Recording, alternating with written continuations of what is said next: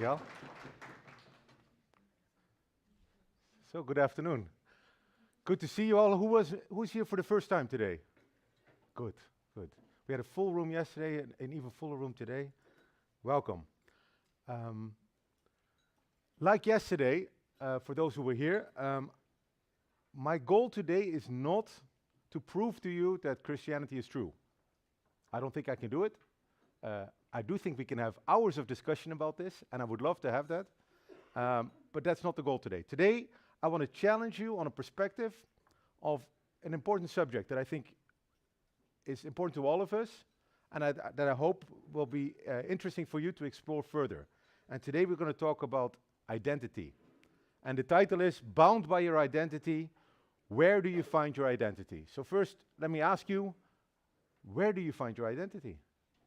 What do you think the answer is? It's an open question. Yesterday was a closed question. Where do you find your identity in?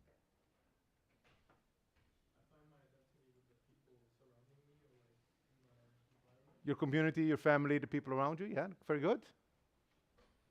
Come back to that, by the way. Yes? You find your identity through suffering. Through suffering. Wow. That's interesting.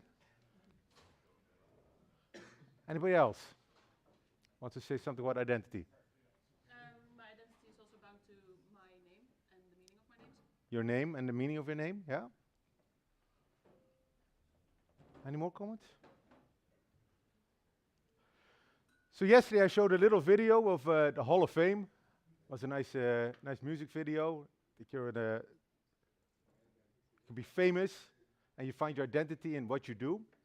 And I ended yesterday with a small passage from the Bible. And today I actually want to start with something from the Bible. And I know that's maybe new to many of you, so bear with me.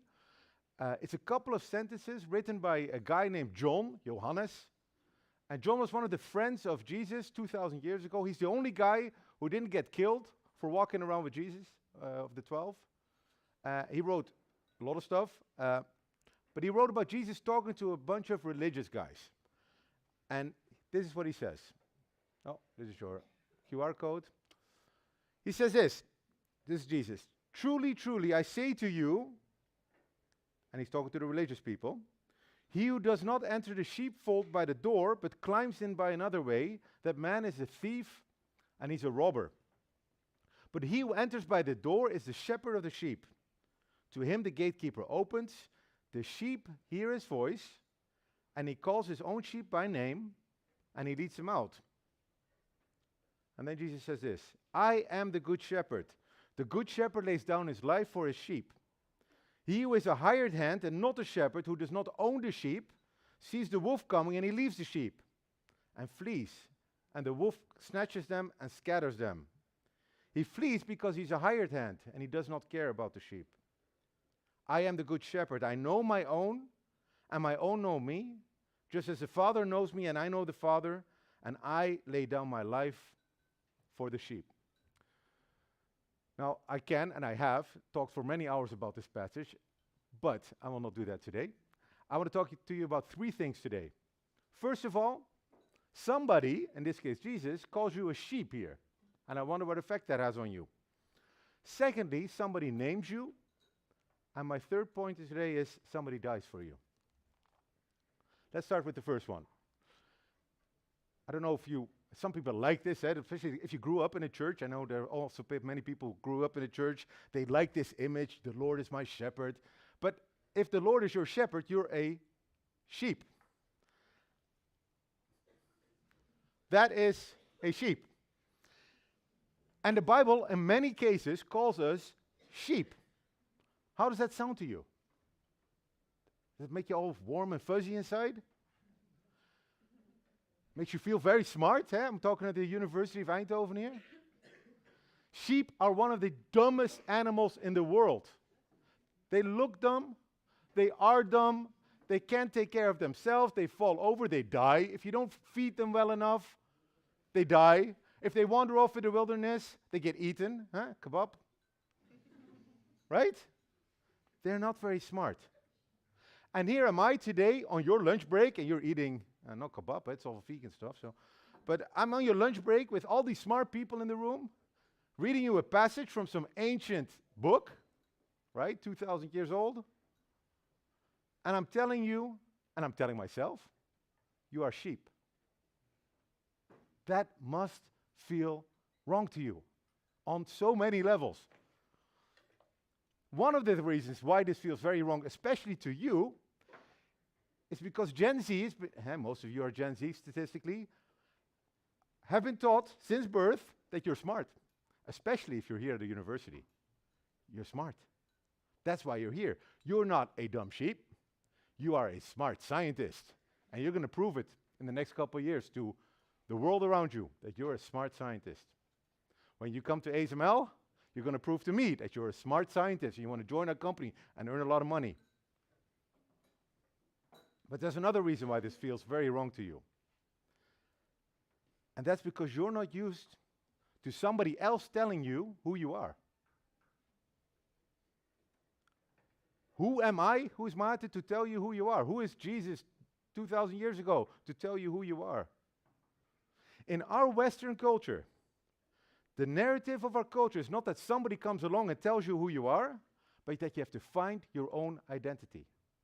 You have to discover it. And there's, in history, where this is the first place that that's happened.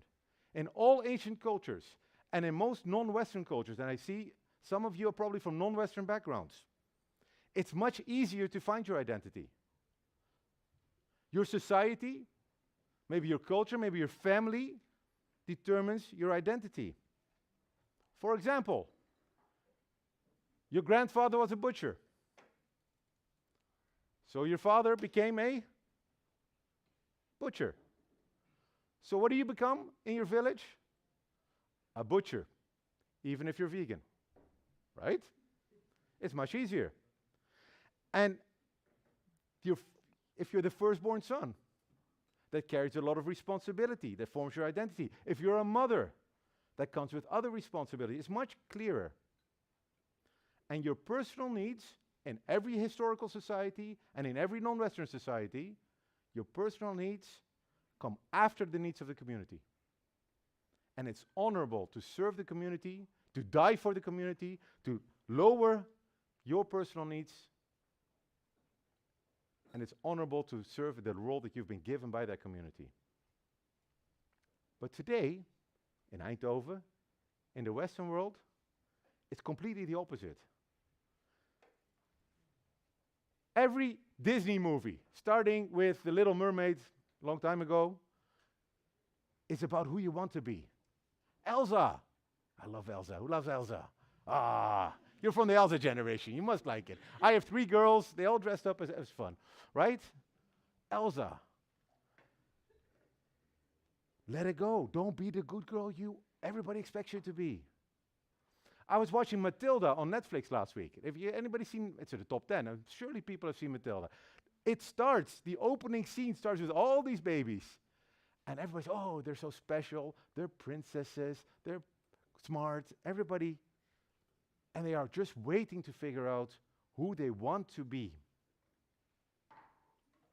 And this goes back way back before I was born, before you were born. Anybody seen this movie? I have not. But the theme song of this movie is climb every mountain, ford every stream, follow every rainbow until you find your dream. And just be glad I'm not singing that because I can't sing. But that's the narrative of our culture. Find your dream, follow it. And philosophers call this expressive individualism.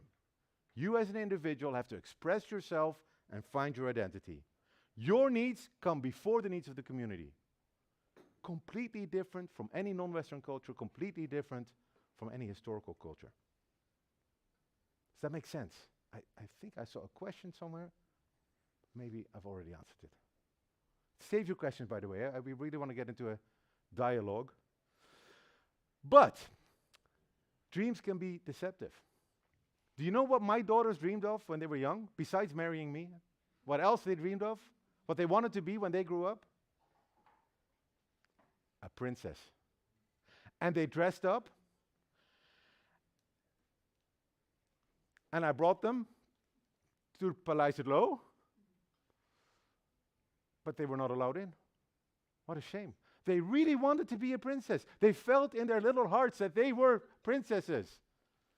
But I don't think King Willem will allow my daughters in the building, because regardless of what they feel. My sons, they play soccer. They want to be this guy. They really do.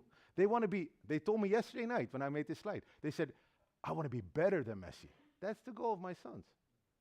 And they're very talented. I can't play soccer at all. They're very talented. And yes, I think their dream of becoming more successful than Messi is more realistic than my daughters becoming princesses. But still, what are the odds? Should they follow their heart and leave everything behind, including school, because that's, of course, the big discussion at home. I don't need school. I'm going to earn 100 million like Messi. What do I need school for? I just need to play ball. Should they climb every mountain and pursue their dream at every cost? No, I want a backup plan. I want a plan B, a plan C, and a plan D. Because if this is only plan A, I can also stop. This is my pension. Your dreams, your passions are good. They're great. But they're not always a very realistic picture of who you are. And even when they are quite realistic, they are very fluid. They change over time. And if you want to find your identity, you need to find something that's stable in your life. If you look into your heart and find your passions, you will find out that there's more than one. It's not just one thing. And some of them are contradicting each other. Maybe your passion is to be the best physicist in the world, and you want to pursue that at all costs. And you spend hours studying, and you're as smart as Einstein, and you go for it. You applied ASML, you want to be the smartest guy out there. And suddenly, you meet a very attractive person. What are you going to do? What's more important? Should you give up your dream of that job that you worked so hard for, when the chance is quite likely that this woman or man is going to disappoint you, leave you, maybe not even that far down the line? Or do you give up on the person because you want to pursue your career at all costs? And always wondering later on in life what could have been. This is every movie on Netflix. That's the dilemma. Who am I? Where is my identity? Is it in the job? Is it in the person? What do I choose? And the problem with Western society making up your own identity is that you will get your value, your self-value, your self-worth, your dignity from achieving your dreams. And if you want to achieve your dreams, you have to be successful. We talked about this yesterday, about performance. You have to be beautiful. You have to be attractive. You have to be successful. You have to be the very best. My sons didn't say, hey, I'm okay with playing for FC Groningen. Especially not after the match Saturday. Right? They say, Messi, I want to be, that's where they put their target. I want to be Messi. And it's crushing to try to achieve your own identity. It will never be enough. And so being a sheep might not be that bad. It's easy to live up to. If you're a sheep, what do people expect of you? Absolutely nothing. Absolutely nothing. Bah, right? You get fed, you get taken care of, you die, you become shawarma, everybody's happy. Now, so the non-Western, or the Western idea of identity, finding it and then achieving it really doesn't work. I want you guys to think about that in the next couple of days, maybe. But your non-Western idea also doesn't work. It can be equally crushing, maybe even more, if you have to live up to the expectations of your family, your clan, your tribe, your culture around you. Because like I said, if you're vegan and your father is a butcher, how are you ever going to reconcile that? How are you ever going to be killing animals all day because your society expects that, while deep in your heart you think that that's very wrong? If you don't want to play the role that society expects of you, it can be crushing to live in a traditional society. And that's also what happens in most of these Disney movies. My second point. Jesus said, I am the good shepherd. The sheep hear my voice, and I call them by name. Now, Jesus says we're the sheep. So he says here, I call you by name. How does that sound to you? Maybe it doesn't mean anything because you have no idea who Jesus is. But let me take an example. You know who this guy is? I put a hint in the upper right corner. Huh? That's my boss's boss's boss. It's his boss, probably. Right? This is Peter Wennick. Peter Wennick is our CEO. And Peter Wennick often walks around. He's just like a person. He lives on the 20th floor of this big black building in Eindhoven. But sometimes he comes down and he walks through the hallways. And very occasionally, I come by Peter. And I know exactly who he is. It's Peter Wennick. And I say, good morning. Now, what do you think, and especially if I'm with my colleagues, suppose Peter would say, hey, Maarten, how are you doing today? How did your lunch lecture at Ichters go? What would that make me feel like? Big. Huge. Peter Wennick knows my name. He doesn't, by the way. He has no idea I'm here. He doesn't even know that I exist. But Peter Wennick, knowing me, in front of my friends and my colleagues telling me, hey, Maarten, good job. That will be amazing. That would really be amazing. Our culture tells us we need to find who we are and that we don't need anybody telling us who we are, but that doesn't work. You need somebody to approve you. You need the approval of your father, your girlfriend, your people on your story on Snapchat. I don't know, but you need the approval. You need likes. You need the approval. And that's also why it's so crushing if people tell you you're no good. And you can say, oh, I know who I am. I got my identity. But if people tell you you're no good, that really hits you. And if you don't have anybody in your life telling you that you're good, you're loved, you're valued for who you are, you will never be able to compensate that by yourself. Because deep inside, if you're your own judge, you know that you're not the person you're pretending to be. Everybody knows this. I know this. Sometimes you're an imposter, not only when you play the game. Sometimes you're fake. Often when you take a selfie of yourself. Even on Be Real. And you know this. So you can never tell yourself, I'm great, because you know better. You need somebody else to tell you you're okay. And now let's go back to my passage. Jesus says here, I'm the good shepherd, and I call you by name. I believe, and the Christians in this room, I hope also, that Jesus is God. And if God is God, his opinion is the only one that matters, really. If he says I'm okay, then I'm okay. And what does God say? He says, I call you by name.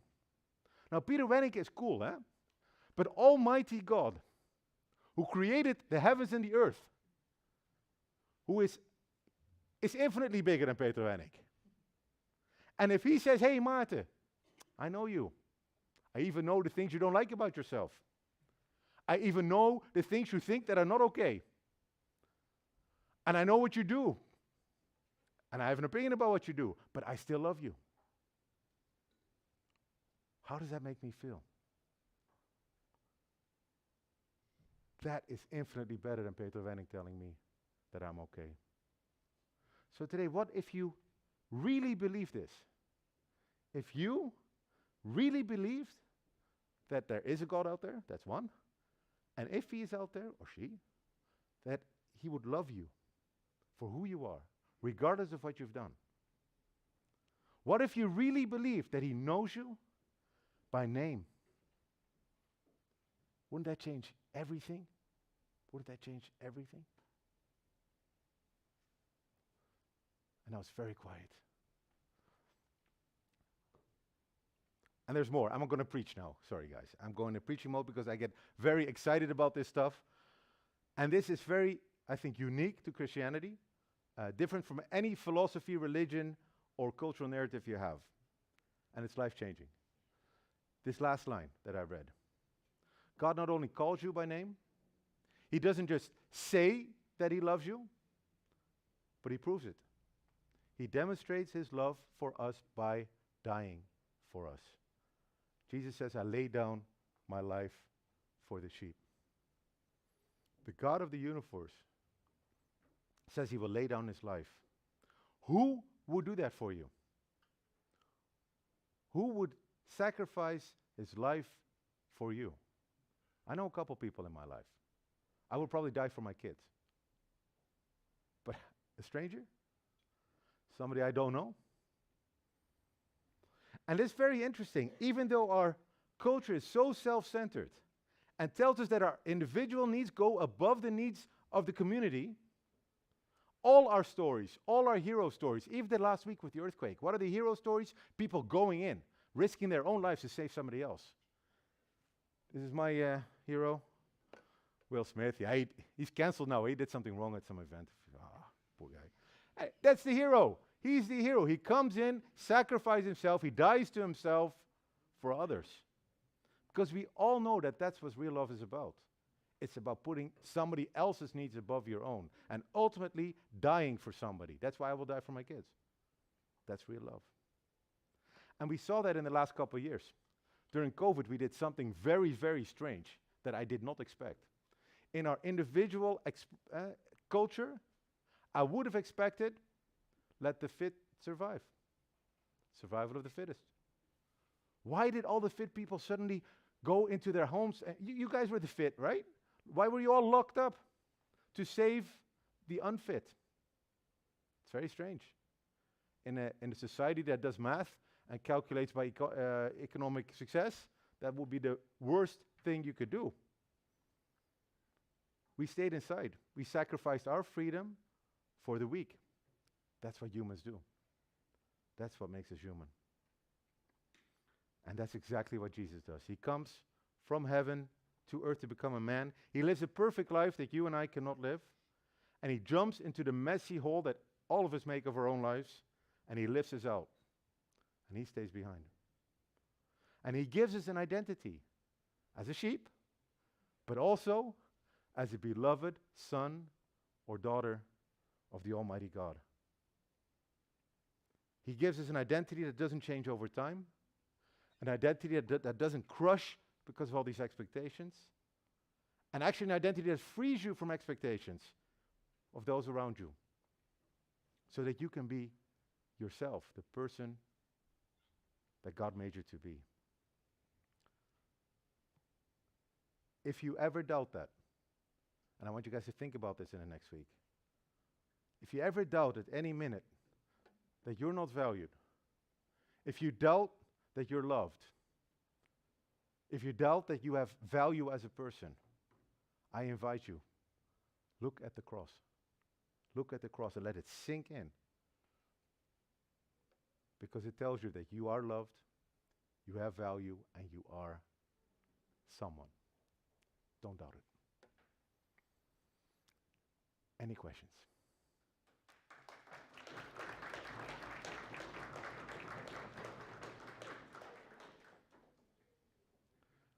Ask me the hard ones, guys. Yes.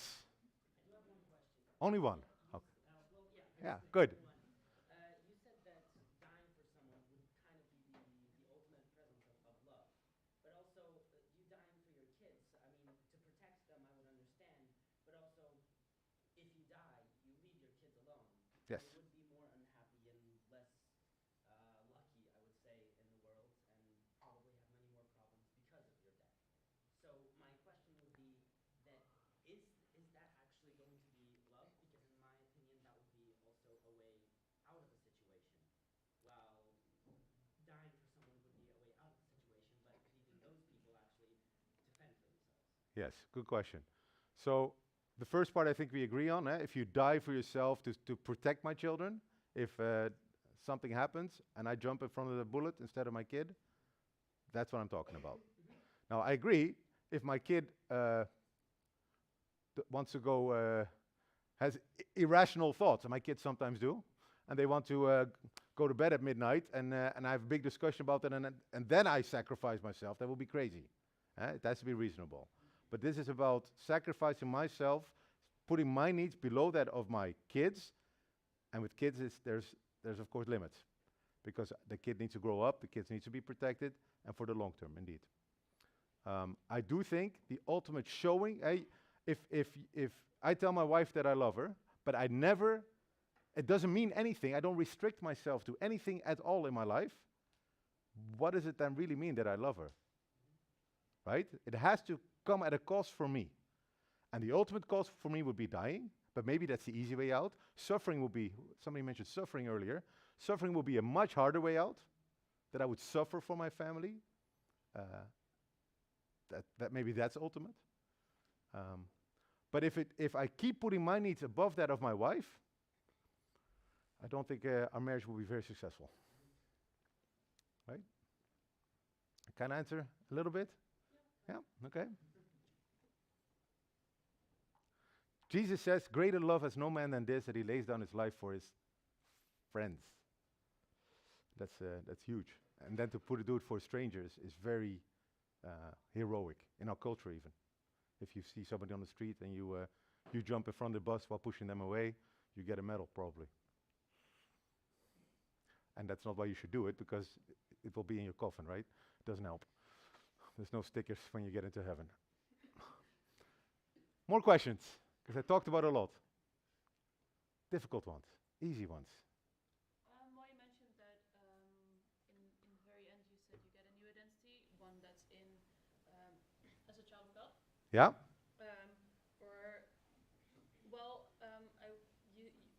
You say it would not crush you. However, like the expectations from my father versus the expectations of an almighty God, like one of them has a lot more pressure than the other. Yes. So how would you say that it does not crush you then? These expectations of someone infinitely higher than my parents would be. Yes, very good. Were you here yesterday? I touched on this yesterday, but for those who were a little bit. So you're right. If I'm a father, I have children, I expect something out of my children. And if my children thought that my expectations, my love for them would depend on my expectations I have for them, then it would totally crush them. If I tell my daughter, hey, if you clean up your room, if you walk the dog, if you be nice to your little brother, then I will love you, it will kill her. It will totally destroy her. But if I say, I love you, regardless of what you do, now go walk the dog, it's quite different. Same with God. If you have an almighty God telling you, here are 10 commandments, here are 5 ways to heaven, here is your air mile card, heaven mile card, you need to score points, and you need to get enough points to get into heaven, it will crush you. And I know a lot of religions, and also a lot of Christian religious families, churches are like that, and it will crush you. But the story of the Bible is the opposite. The story is, you're accepted for who you are, made by God, therefore you can be nice to your neighbor. And not to earn points, not to get into heaven, not to be the good girl that everybody expects you to be. You're loved before you can perform, and not the other way around. So if you put performance before to earn love, it will kill you. So but it's the other way around. And I know that's for many people, for me, that was completely new when I was 22 to hear that. That make sense? Yeah? Good question. One more minute, one more question.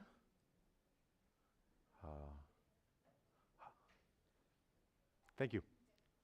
Enjoy lunch. I will be around. I think people with purple sweaters or different color sweaters even.